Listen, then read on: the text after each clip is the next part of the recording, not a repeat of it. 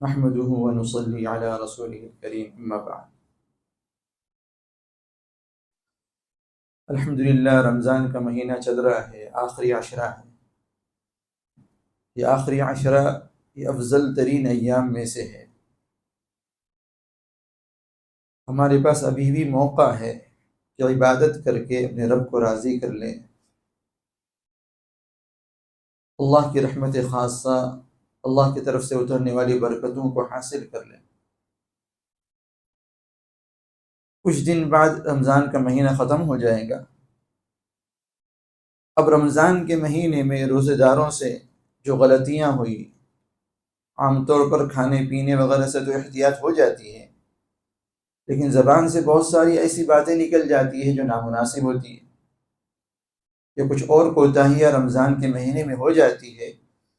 اس کی تلافی کے لیے رسول کریم صلی اللہ علیہ وسلم نے ایک عمل بتایا ہے جس کے ذریعے سے روزے کے دوران، رمضان کے دوران ہونے والی کوتاہیوں کی، غلطیوں کی تلافی ہو جاتی ہے. وہ عمل کیا ہے؟ رمضان کے ختم پر صدقہ فطر کی ادائیگی. رسول کریم صلی اللہ علیہ وسلم فرماتے ہیں، حدیث میں آتا ہے کہ فرض رسول اللہ صلی اللہ علیہ وسلم زکاة الفطر طہرة للصائم من اللغو والرفث. رسول کریم صلی اللہ علیہ وسلم نے صدقہ فطر کو لازم قرار دیا. لازم قرار دینے کی وجہ کیا؟ تاکہ روزے دار کو روزے میں ہونے والی غلطیوں سے پاک کر سکے. یہ صدقہ فطر کا پہلا مقصد ہے، صدقہ فطر کے لازم ہونے کا پہلا مقصد کہ روزے دار روزے کے اندر جو اس سے غلطیاں ہو گئی، جو لغو بات زبان سے نکل گئی، جو بے حیائی کی بات زبان سے نکل گئی. عام طور پر جو شادی شدہ افراد ہوتے ہیں ان سے کچھ ایسے کام ہو جاتے ہیں روزے کی حالت میں، تو اس کی تلافی کے لیے آپ صلی اللہ علیہ وسلم نے ارشاد فرمایا، آپ صلی اللہ علیہ وسلم نے صدقہ فطر لازم قرار دیا. حدیث میں الفاظ طہرة للصائم من اللغو والرفث. روزے دار کو پاک کرنا ہے کیسے؟ لغو باتوں سے اور رفث سے. رفث بولتے ہیں بے حیائی کی بات کو، ایسی بات جو سب کے سامنے نہیں ہوتی، ایسی چیز کو. تو روزے کے اندر اگر اس طرح کے کام ہو گئے ہیں تو پھر اس کی تلافی کے رسول کریم صلی اللہ علیہ وسلم نے صدقہ فطر کو لازم قرار دیا. یہ پہلا مقصد. اسی طرح صدقہ فطر کی ادائیگی کا یا صدقہ فطر کے لزوم کا، لازم ہونے کا دوسرا مقصد اسی حدیث میں بیان کیا گیا، طعمۃ للمساکین. مسکینوں کے لیے، غریبوں کے لیے کھانے کا نظم، ان کے لیے روزی کا نظم، ان کے لیے روزی کا انتظام. یہ دو مقاصد صدقہ فطر کے ہیں. صدقہ فطر لازم ہونے کے دو مقصد ہیں. ایک تو روزے دار کو روزے میں ہونے والی غلطیوں سے پاک کیا جا سکے، اور دوسرے غریبوں کے لیے، مسکینوں کے لیے روزی کا انتظام ہو جائے. اب رمضان کے بعد جو ہے عید الفطر آنی ہے. عید الفطر خوشی کا دن ہے. اب انسان کے پاس اگر مال ہی نہ ہو جس کے ذریعے سے وہ خوشی منا سکے تو اس کی خوشی پھیکی پڑ جاتی ہے. حدیث میں آپ صلی اللہ علیہ وسلم کا ارشاد ہے کہ اغنوہم عن السؤال فی ھذا اليوم، کہ صدقہ فطر ادا کر کے تم غریبوں کو سوال سے، یعنی مانگنے سے بے نیاز کر دو. اتنا ادا کرو کہ مانگنے سے بے نیاز کر دو، وہ مانگنے کے محتاج نہ رہیں، مانگنے کی حاجت انہیں نہ رہے. اس لیے علماء کہتے ہیں کہ جب کسی کو دیں، کسی فقیر کو دیں تو پورا ایک صدقہ فطر دے، اس سے کم نہ دے. پورا ایک صدقہ فطر کسی کو دیں. جب کسی کو دیں، کسی غریب کو یا کسی فقیر کو دیں تو پورا ایک صدقہ فطر دے، کم نہ دے. زیادہ دے سکتے ہیں، ایک سے زیادہ صدقہ فطر ایک فقیر کو دے سکتے ہیں، لیکن اس سے کم نہ دے، تاکہ وہ سوال سے مستغنی ہو جائیں، تاکہ اسے عید الفطر کے دن مانگنے کی ضرورت نہ رہے، تاکہ وہ عید کے دن خوشیاں منا سکیں. عید کا دن جو ہے یہ اللہ کی طرف سے مہمانی کا دن ہوتا ہے. اللہ تبارک و تعالی اپنے بندوں کی مہمانی کرتے ہیں. اسی وجہ سے عید الفطر کے دن، ایسے عید الاضحیٰ کے دن روزہ رکھنا منع ہوتا ہے، کہ روزہ رکھنا گویا اللہ کی مہمانی سے اعراض کرنا ہے کہ اللہ کی طرف سے مہمانی ہے، ہم جو ہے ہم کو ضرورت نہیں اللہ کی مہمانی کی، اور ہم روزہ رکھ رہے ہیں. تو گویا روزہ رکھنا اللہ کی مہمانی سے اعراض کرنا ہے۔ اس لیے عید کے دن، دونوں عیدوں کے دن، عید الفطر کے دن بھی اور عید الاضحیٰ کے دن بھی روزہ رکھنا ممنوع ہے۔ اور فقر ایسی چیز ہے کہ انسان کو کفر کے اندر مبتلا کر دیتی ہے۔ حدیث میں آتا ہے کاد الفقر ان یکون کفرا، قریب یہ ہے کہ فقر جو ہے انسان کو کفر میں مبتلا کر دے۔ اور یہ حدیث مشاہدے میں بھی آتی ہے، نہ جانے کتنے ایمان والے ایسے ہیں جو فقر کی وجہ سے ایمان کو چھوڑ دیتے ہیں۔ کتنے مسلمان ایسے ہیں، اگر ہم اپنے اطراف کا جائزہ لیں، بہت دور جانے کی ضرورت نہیں، اپنے اطراف ہی میں دیکھ لیں، بہت سارے لوگ ایسے مل جائیں گے جو محتاجگی کی وجہ سے یا فقر کی وجہ سے، احتیاج کی وجہ سے جو ہے اسلام کو چھوڑ دیتے ہیں، اور وہ دوسرے مذہب والوں کے، دوسرے دین والوں کے لیے سافٹ ٹارگٹ بن جاتے ہیں۔ وہ لوگ جو ہے ان پر محنت کرتے ہیں، پیسے دے کر، لالچ دے کر انہیں اپنے دین کی طرف مائل کرتے ہیں، اور پھر یہ فقیری کی وجہ سے، غریبی کی وجہ سے، احتیاجگی کی وجہ سے، محتاج ہونے کی وجہ سے ان کا شکار بن جاتے ہیں اور ان کے دین کو قبول کر لیتے ہیں۔ اسلام میں اس بات کا بڑا خیال رکھا گیا ہے کہ آپ ایسے افراد پر خرچ کریں جس سے ان کی دلوں کی جو ہے تعریف ہو سکے، دلوں میں جو دوری پیدا ہو گئی ہے فقر کی وجہ سے دین سے، وہ دین سے دوری ختم ہو سکے۔ زکوٰۃ کے جو مصارف ہیں، اللہ تبارک و تعالیٰ نے قرآن کریم کے اندر 8 مصارف ذکر کیے ہیں، ان میں سے ایک مصرف ہے المؤلفۃ قلوبہم۔ اس سے مراد اکثر علماء کے نزدیک وہ ایمان والے ہیں جن کا ایمان کمزور ہے۔ زکوٰۃ کے مصارف میں سے ایک مصرف ہے۔ عام طور پر ذہنوں میں ہوتا ہے کہ زکوٰۃ صرف غریب کو دینی ہے، نہیں، اللہ نے 8 قسم کے لوگ قرآن کریم میں بیان فرمائے جن کو زکوٰۃ دی جا سکتی ہے۔ ان میں سے ایک المؤلفۃ قلوبہم بھی ہے۔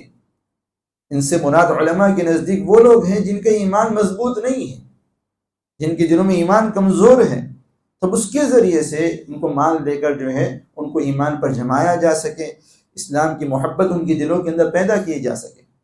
تو فقر بہت خطرناک چیز ہے، اسی وجہ سے رسول کریم صلی اللہ علیہ وسلم نے کفر کے ساتھ فقر سے بھی پناہ مانگی ہے۔ آپ صلی اللہ علیہ وسلم کی دعا ملتی ہے اللہم انی اعوذ بک من الکفر والفقر واعوذ بک من عذاب القبر، کہ اللہ کفر اور فقر سے میں آپ کی پناہ لیتا ہوں، ایسی عذاب قبر سے آپ کی پناہ لیتا ہوں۔ تو آپ صلی اللہ علیہ وسلم نے فقر کو کفر کے برابر رکھا، محتاجگی کو کفر کے برابر رکھا، کیونکہ محتاجگی کی وجہ سے انسان کفر کے اندر مبتلا ہو جاتا ہے۔ تو صدقہ فطر کی ادائیگی کا ایک مقصد جو ہے محتاجوں کی محتاجگی کو دور کرنا، فقیروں کی فقر کو دور کرنا، ان کی احتیاج کو دور کرنا، ان کو سوال سے بے نیاز کر دینا، ان کو سوال سے بے نیاز کر دینا، اس لیے اتنا دینا چاہیے کہ وہ مانگنے کا محتاج نہ رہے، عید کے دن جو ہے مانگنے کا محتاج نہ رہے اور عید کی خوشیوں میں شریک ہو سکے۔ یہ 2 مقاصد ہیں صدقہ فطر کی ادائیگی کے، ایک تو روزے کی حالت میں ہم سے جو غلطیاں ہوئیں، ہم سے جو کوتاہیاں ہوئیں، ہم اس کی تلافی کر سکیں، اس سے پاک ہو سکیں، اور دوسرا مقصد، دوسری وجہ غریبوں کے لیے روزی کا انتظام ہو جائے۔ اب رہا یہ سوال کہ صدقہ فطر کس پر لازم، تو وہ شخص جس پر زکوٰۃ لازم ہے اس پر صدقہ فطر بھی لازم ہے، وہ شخص جس پر زکوٰۃ لازم ہے اس پر صدقہ فطر بھی لازم ہے۔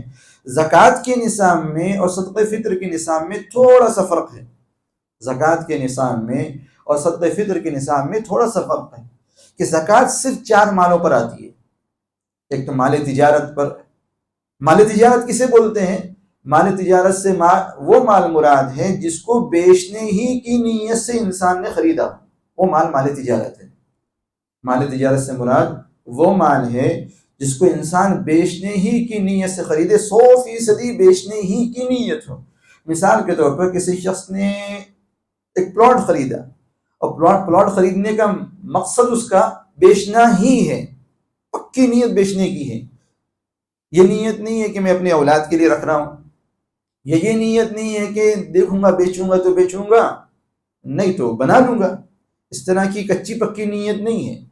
اگر اس طرح کی نیت ہے کہ میں اولاد کو دے دوں گا، یا گھر بنا لوں گا یہاں پر، یا دیکھوں گا زیادہ اگر نفع مل رہا ہے تو بیچوں گا ورنہ نہیں بھی بیچوں گا، اگر ایسی نیت ہے تو وہ مال تجارت نہیں ہے۔ مال تجارت سے مراد ایسا مال جس کو 100% بیچنے ہی کے ارادے سے خریدا ہو وہ مال مال تجارت ہے، تو زکوٰۃ مال تجارت پر آتی ہے۔ ایسے ہی سونے پر زکوٰۃ آتی ہے، چاندی پر زکوٰۃ آتی ہے، اور کیش، یہ 4 قسم کے مال ہے جن پر زکوٰۃ آتی ہے۔ مال تجارت یعنی وہ مال جس کو بیچنے ہی کے ارادے سے خریدا ہو، اگر خریدا نہیں وراثت میں مل گیا، یا خریدا نہیں کسی نے ہدیہ دے دیا، تو وہ مال مال تجارت نہیں ہے۔ وہ مال جو وراثت کے اندر ملا ہے یا وہ مال جو ہدیے میں ملا ہے وہ مال مال تجارت نہیں ہے۔ مال تجارت وہی مال ہے جس کو بیچنے کے ارادے سے خریدا ہو۔ 2 چیزیں، ارادہ بیچنے کا ہو اور خریدا ہو، بیچنے کے ارادے سے خریدا ہو تو وہ مال مال تجارت ہے۔ اگر وراثت میں ملے ہوئے مال کو بیچنے کا ارادہ کر لیا تو ابھی وہ مال تجارت نہیں بنا جب تک کہ اس کو بیچ نہ ڈالے۔ وراثت میں ملے ہوئے مال کو اگر بیچنے کا ارادہ کر لیا تو مال مال تجارت ابھی نہیں بنا جب تک کہ بیچ نہ ڈالے۔ اسی طرح اگر کسی نے کسی کو کچھ مال ہدیہ دیا، زمین ہدیے میں دے دی یا کوئی اور چیز ہدیے میں دے دی، اور ہدیے میں ملی ہوئی چیز کو بیچنے کا ارادہ کر لیا، تب بھی وہ مال تجارت نہیں بنا۔ تو مال تجارت وہ ہے جس کو بیچنے کی نیت سے، بیچنے کے ارادے سے خریدا ہو، ارادہ بیچنے کا ہو اور خریدا ہو تو وہ مال تجارت ہوتا ہے۔ تو زکوٰۃ لازم ہوتی ہے مال تجارت کے اندر، ایسے ہی سونے کے اندر، ایسے ہی چاندی کے اندر، اور ایسے ہی کیش کے اندر۔ ان 4 قسم کے مالوں میں زکوٰۃ لازم ہوتی ہے، اور صدقہ فطر ان 4 میں بھی آتا ہے، اور ان 4 کے ساتھ ساتھ ضرورت سے زائد جو مال ہے اس پر بھی، اس کی وجہ سے بھی صدقہ فطر آتا ہے، اس میں نہیں، اس کی وجہ سے بھی صدقہ فطر آ جاتا ہے۔ ضرورت سے زائد مال کیا؟ ضرورت سے زائد مال سے وہ مال مراد ہے جو سال بھر میں بھی استعمال کے اندر نہیں آتا، سال گزر جاتے ہیں استعمال میں نہیں آتا۔ جیسے مثال کے طور پر جو ہے برتن پڑے ہوئے ہیں کسی کے گھر کے اندر، بہت زیادہ ضرورت سے زیادہ برتن پڑے ہوئے ہیں، سال بھر استعمال میں نہیں آتے ہیں، یا ایسے کپڑے ہیں جو سال بھر پہننے کے اندر نہیں آتے، یا اسی طرح کے کچھ ساز و سامان ہیں جو سال بھر استعمال کے اندر نہیں آتے، وہ ضرورت سے زیادہ ہے۔ تو ایسے مالوں کی وجہ سے صدقہ فطر لازم آتا ہے، ایسے مالوں کی وجہ سے جو ضرورت سے زیادہ ہو صدقہ فطر لازم ہو جاتا ہے، ایسے مالوں میں نہیں، ایسے مالوں کی وجہ سے صدقہ فطر لازم ہو جاتا ہے۔ تو اب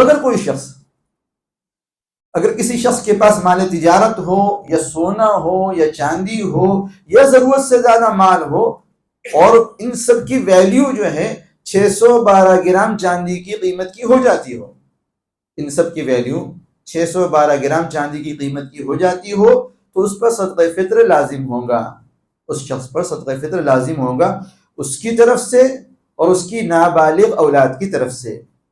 آدمی پر جب وہ صاحب نصاب ہو تو اس پر صدقہ فطر لازم ہوتا ہے، اس کی طرف سے بھی اور اس کی نابالغ اولاد کی طرف سے بھی۔ اگر خاتون یعنی عورت صاحب نصاب ہے، مان لیجیے اس کے پاس زیورات ہیں، تو عورت پر صدقہ فطر لازم ہوتا ہے اس کی طرف سے، خود اس کی طرف سے، عورت پر اولاد کی طرف سے صدقہ فطر لازم نہیں ہوتا۔ اور ایک اور اہم بات یہ کہ شوہر پر بیوی کی طرف سے صدقہ فطر لازم نہیں ہوتا، شوہر پر بیوی کی طرف سے صدقہ فطر لازم نہیں ہوتا، شوہر پر بیوی کی طرف سے صدقہ فطر ادا کرنا ضروری نہیں ہوتا، بلکہ جب وہ صاحب نصاب ہے وہ اپنا صدقہ فطر ادا کرے، شوہر اپنا صدقہ فطر ادا کرے، لیکن اگر شوہر بیوی کی طرف سے ادا کر دے تو یہ اس پر احسان ہے، شوہر اگر بیوی کی طرف سے ادا کر دے تو یہ اس پر احسان ہے، ورنہ یہ الگ عبادت ہے، بیوی کا صدقہ فطر ادا کرنا الگ عبادت ہے۔ جیسے شوہر کی نماز الگ ہے شوہر پر لازم، بیوی کی نماز الگ ہے بیوی پر لازم، ایسی زکوٰۃ، شوہر کی زکوٰۃ الگ ہے شوہر پر لازم، بیوی کی زکوٰۃ الگ ہے بیوی پر لازم۔ لیکن اگر شوہر بیوی کی طرف سے زکوٰۃ ادا کر رہا ہے یا صدقہ فطر ادا کر رہا ہے تو گویا ایک طرح سے اس پر احسان کر رہا ہے۔ اگر بیوی کمانے والی نہ ہو تو کر دینا چاہیے ادا، اس کی طرف سے زکوٰۃ بھی ادا کر دینا چاہیے، صدقہ فطر بھی ادا کر دینا چاہیے، لیکن لازم نہیں ہے شوہر پر بیوی کی زکوٰۃ ادا کرنا، شوہر پر بیوی کی طرف سے صدقہ فطر ادا کرنا لازم نہیں ہے۔ ادا کر دے گا تو ایک طرح سے احسان ہے اور ادا کرنا چاہیے۔ عام طور پر ہمارے معاشرے میں عورتیں کمانے والی نہیں ہوتی، اور اسلام کے اندر کمانا کوئی منع نہیں ہے عورت کا، بشرطے کہ وہ پردے کا خیال رکھے، اور بشرطے کہ وہ غیر مردوں سے اس کا اختلاط نہ ہو، حرام کام کے اندر مبتلا نہ ہو، تو عورتوں کا کمانا منع نہیں ہے۔ بہت ساری خواتین صحابہ میں سے جو ہے تجارت کیا کرتی تھی۔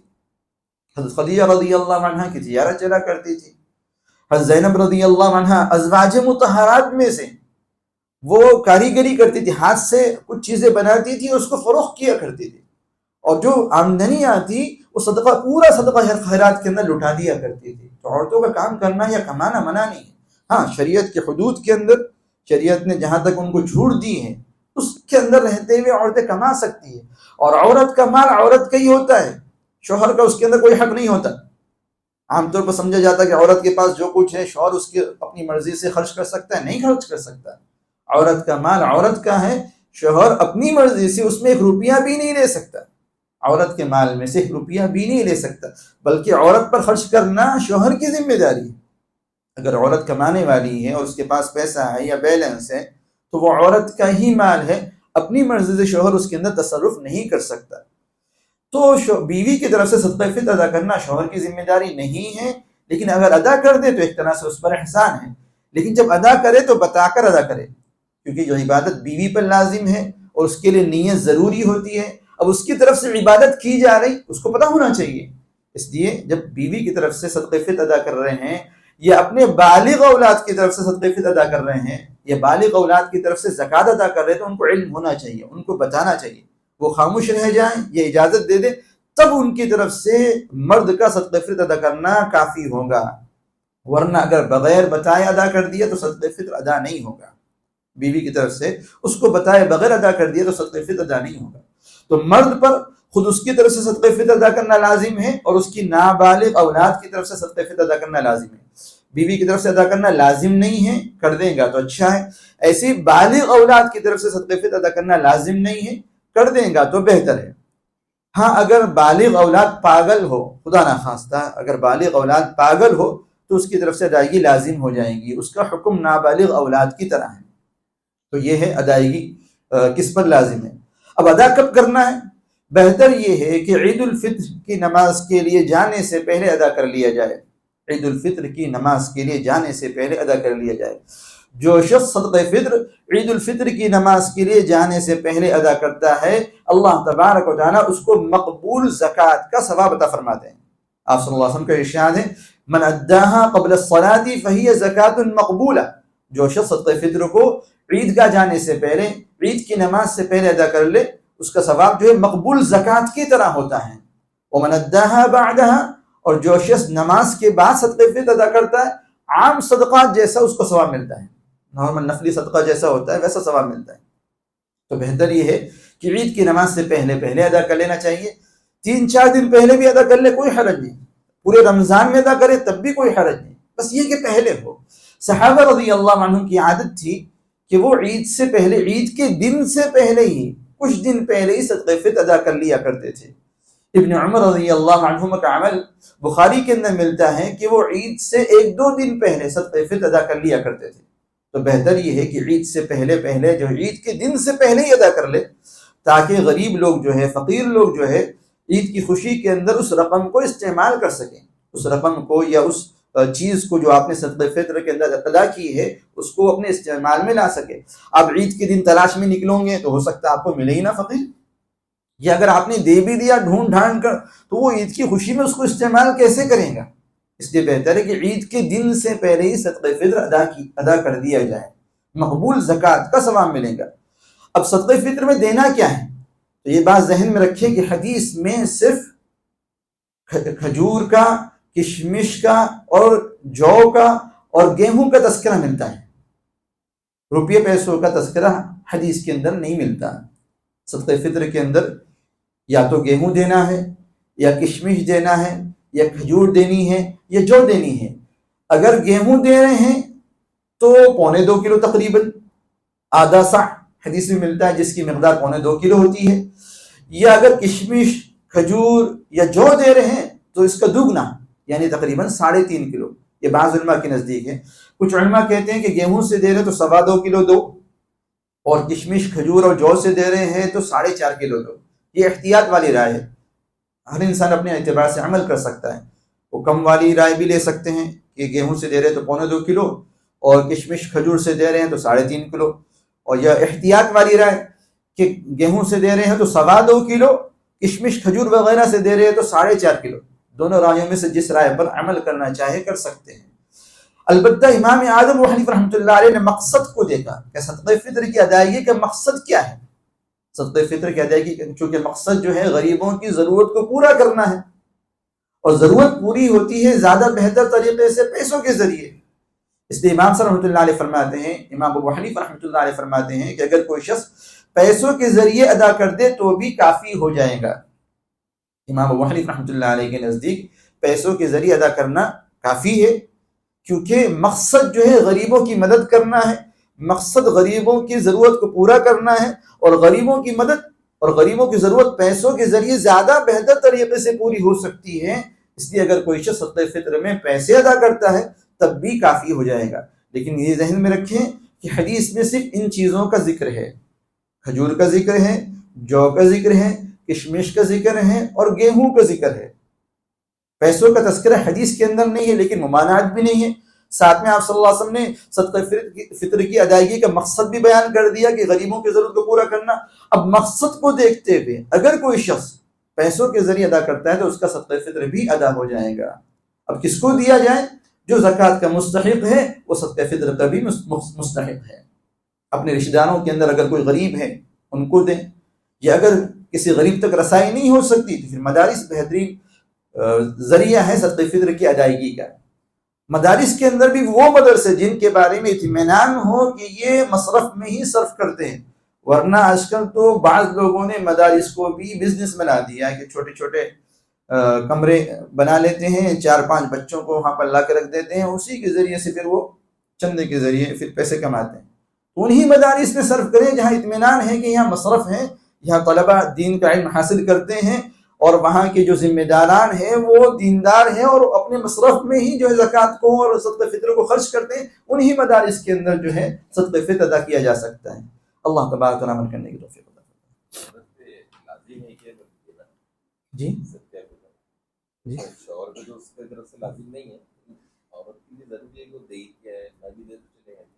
نہیں، اگر عورت کے پاس مال ہے، صاحب نصاب ہے، تو اس پر لازم ہے۔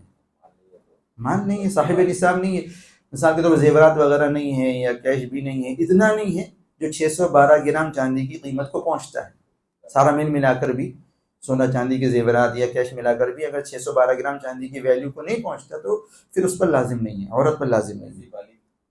ویسے ہی بالغ اولاد پر بھی تبھی لازم ہے، بالغ اولاد پر جبکہ ان کے پاس 612 گرام چاندی کی ویلیو کے بقدر مال ہو، اگر نہیں ہے تو پھر لازم نہیں ہے۔ ہاں، صبح صادق کے بعد اگر پیدا ہوا تو لازم نہیں ہے۔ عید کی دن کی صبح صادق جس نے پالی تو اس پر لازم ہے، اور بچہ پیدا ہوا تو اس کی طرف سے اس کے والد پر لازم ہے۔